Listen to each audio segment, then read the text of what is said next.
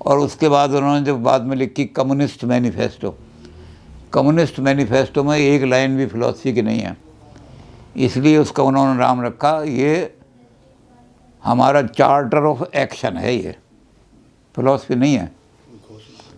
Philosophy में तो ऊँची ऊँची बातें दुनिया करती रही, लेकिन करके भी तो दिखाओ कुछ। और करने के लिए आपके पास कोई चार्टर ही नहीं है, क्या एक्शन उठाएं? तो इन्होंने कम्युनिस्ट मैनिफेस्टो बनाया, और कम्युनिस्ट मैनिफेस्टो में पहला लिखा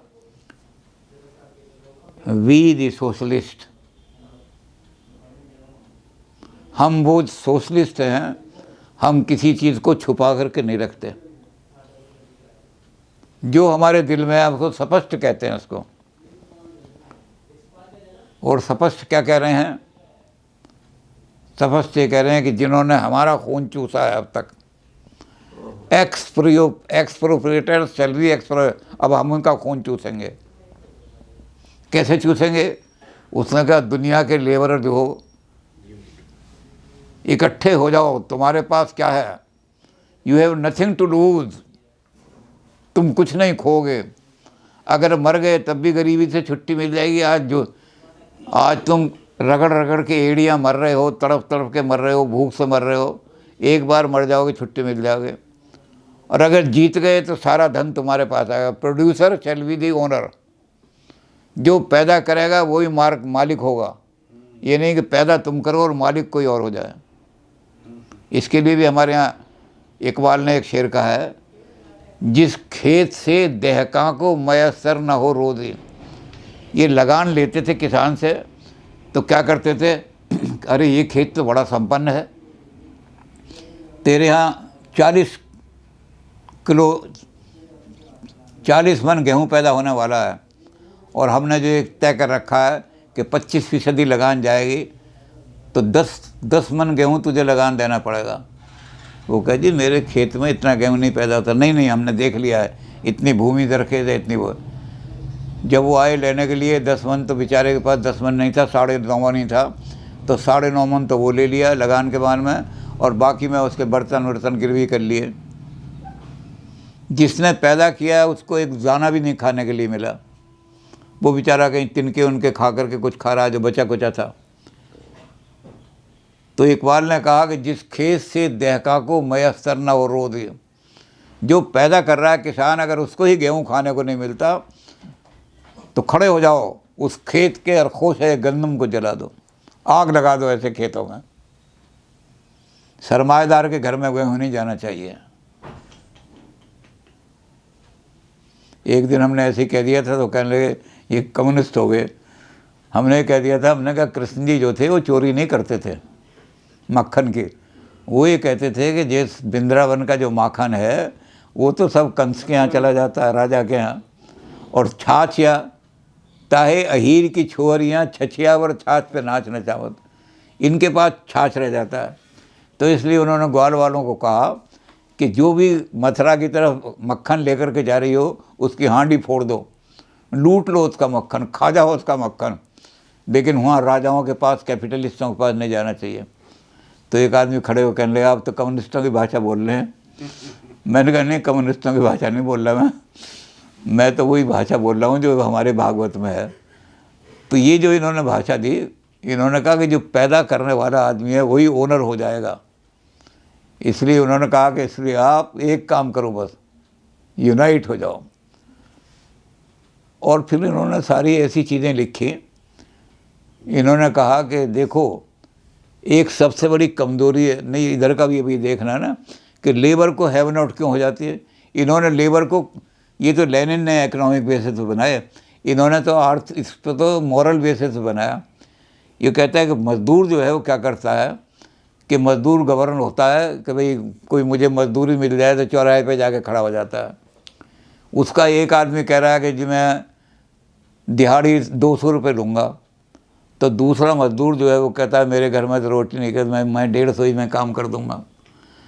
तो जो मंडी का लॉ है, मंडी में जब डिमांड ज़्यादा होती है तो प्याज के रेट बढ़ जाते हैं, जब डिमांड कम होती है तो प्याज के रेट जो हैं किसी तरह से प्याज उठा लो नहीं सड़ जाएगी। तो ये लेबर जो है ये भी मंडी की तरह अपने आप को कमोडिटी बना करके बेचने लगती है। तो कहते मैं इनको भी कहूँगा कि नहीं, तुम कमोडिटी नहीं हो, 200 रुपये से कम 1 पैसा भी नहीं लूँगा, काम कराना कराओ। और जिस दिन तुमने काम करना बंद कर दिया सारे कारखाने ठप हो जाएंगे। बस इतना करना पड़ेगा, labour of the workers of the world United. मैं अगर काम करने नहीं जा रहा तो मेरा जो साथी है वो ना करे कि जी ये तो चला गया, मैं सब यूनाइट हो जाओगे। अगर मेरा साथी नहीं जाएगा तो मैं भी काम नहीं करूँगा, देख तू कैसे कारखाना चला लेगा। तो जब ये कमोडिटी नहीं बनेंगे तो इनके अंदर भी इंसानियत आ जाएगी। तो मैं दोनों को, उसको तो चुड़ैल की बजाय पैसे का लोभ जब ख़त्म हो जाएगा तो उसका चुड़ैल पर ख़त्म हो जाएगा, उसमें इंसानियत आ जाएगी। और इधर जो है मैं इस लेबर को कहूँगा कि जब तुम यूनाइटेड हो जाओगे और एक लेबर कहेगा कि मैं काम करने नहीं जाऊँगा तो सारी लेबर हड़ताल कर देगी।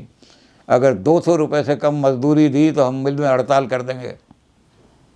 तो नतीजा क्या होगा, जिस दिन तुम खड़े होगे ना यूनाइटेड होकर के, तो तुम्हारी शक्ति ऐसी है कि इनको सबको हिला के रख देगी।